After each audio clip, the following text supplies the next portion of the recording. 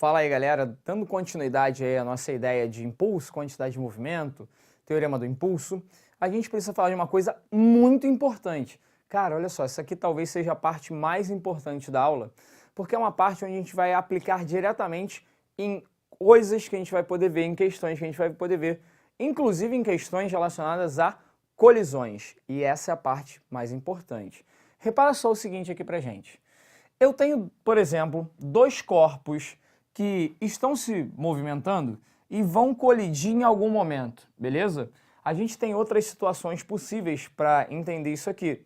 Uma outra situação possível seria o seguinte: imagina que você tem dois patinadores e eles estão parados em cima de uma pista de gelo e em algum momento um empurra o outro, certo? Ou uma terceira situação, que é muito comum também, é um canhão e ele vai disparar um projétil, todo mundo ali, certo, juntinho, e aí um vai para um lado, outro vai para o outro, ele disparou o projétil.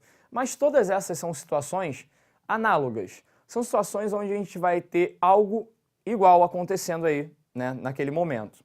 Repara, eu vou fazer com bolinhas colidindo. Por quê? Porque é isso que a gente vai ver depois em colisões. Então, já para a gente entender o processo. Repara, as bolinhas estão vindo, vamos simplificar aqui, ó, sem atrito aqui na superfície. Elas estão vindo e elas vão colidir em algum momento, certo? Repara que no momento que elas colidem uma com a outra, essa é minha bolinha A e essa aqui é minha bolinha B, ó. No momento que elas colidem, eu posso falar o seguinte: a bolinha A aplicou uma força sobre a bolinha B, concorda? Então a bolinha A aplicou uma força sobre a bolinha B. Então tá aqui, ó, força que a bolinha A fez na bolinha B. Só que não dá para existir essa força sem ter uma reação. Então a gente está falando o seguinte, que para toda ação tem uma reação. Lembra aquela tal daquela terceira lei de Newton lá, que parecia que nem era importante? Cara, olha só, a terceira lei de Newton fala que se tem uma ação, tem uma reação. Então se a bolinha A faz uma força na bolinha B, a bolinha B faz o que com a A? Faz de volta uma força com mesma direção, sentido oposto e mesmo módulo. Então existe uma força que a bolinha B fez na A. Lembrando aí, muito importante, ó, o módulo da força que A fez em B é igual ao módulo da força que B fez em A. Então eu tenho aí duas forças com a mesma intensidade, para ação e reação. Tá, Dani, beleza, eu entendi. A empurra B, a B empurra A de volta. Tá, mas o que isso importa para mim? Cara, repara o seguinte, eu tirei as forças externas, lembra que eu falei que é sem atrito? Então, a gente pode dizer o seguinte, nessas bolinhas eu tenho peso, tenho normal, mas olhando para quem atua externamente, externamente é o quê? Quem atua externamente ao meu sistema. O meu sistema é constituído de duas bolinhas, bolinha A e bolinha B, concorda? Meu conjunto. Olhando para quem atua de forma externa, ou seja, normal, peso que é da Terra, um possível atrito, que não tem aí também, eu não tenho uma resultante de quem atua de fora, porque a normal anula o peso aqui e eu não tenho mais ninguém externo agindo sobre aquilo ali.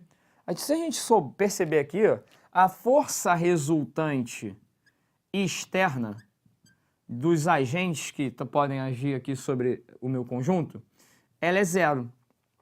Para o meu conjunto, para o meu sistema, a força resultante externa é zero. Tá, então deixa eu pensar aqui. As forças internas, né, dão zero também? Vou pensar no conjunto, beleza? Então, repara, se essa força tem a mesma intensidade dessa força aqui, para o conjunto, não estou falando separadamente, para o conjunto, essa força vai anular essa força.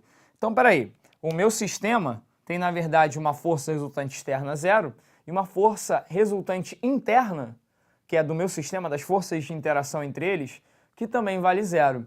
Então, já que as forças todas se anulam aqui, a gente pode dizer que pro sistema, então, ó, para o sistema, a força resultante é zero.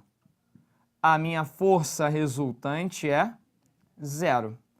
Cara, isso vai gerar uma consequência bem legal pra gente.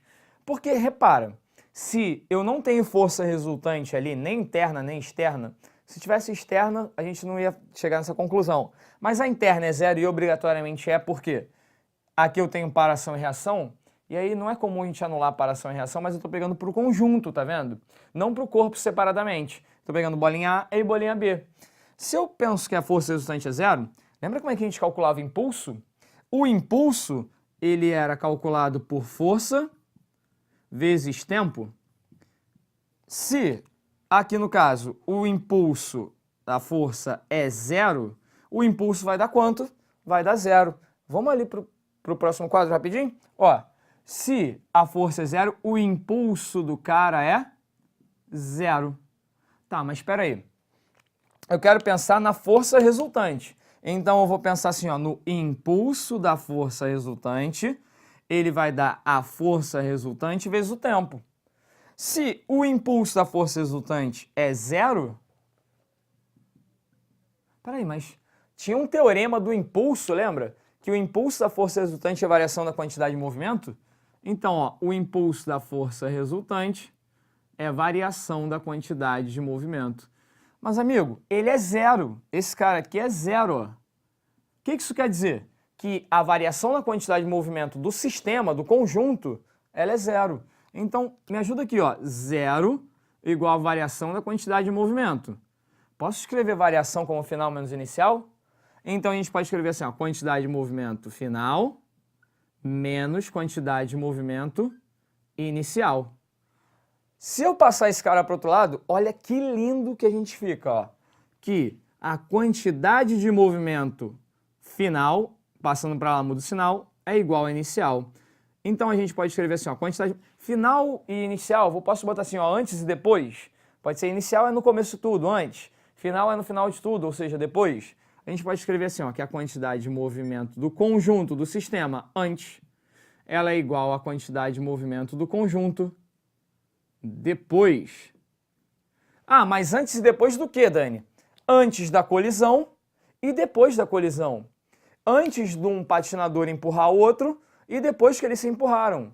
Antes do conjunto canhão e bola dispararem lá o canhão, dispararem a bola, o projétil, e depois que eles dispararam. Se eu analisar a quantidade de movimento do conjunto, não esquece, ó, do sistema, quantidade de movimento do sistema antes, ela vai ter que dar igual à quantidade de movimento do sistema depois dele ter atirado o projétil, deles terem se empurrado, das bolinhas terem colidido. Então, analisando, não esquece o sistema. Cuidado, de novo, cara, é vetor. Então, se eu tenho uma bolinha vindo para cá, ela tem um valor de quantidade de movimento. Se eu estou vindo com uma bolinha para cá, ó, elas vão colidir.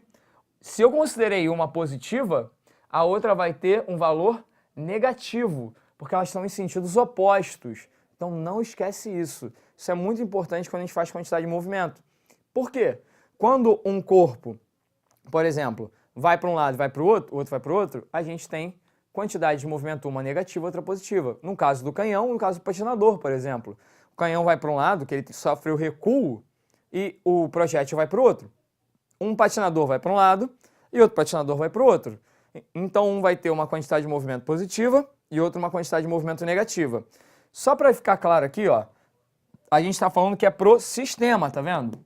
A quantidade de movimento antes vai ser a quantidade de movimento, o somatório das quantidades de movimento. Ou seja, de uma bolinha mais da outra bolinha, ou do canhão mais a do projétil, e depois a mesma coisa. Vai ser a do canhão mais a do projétil, só tomando cuidado com os sinais aí, porque são grandezas vetoriais. Tranquilo, galera? Isso aí, tamo junto. Até a próxima. Valeu!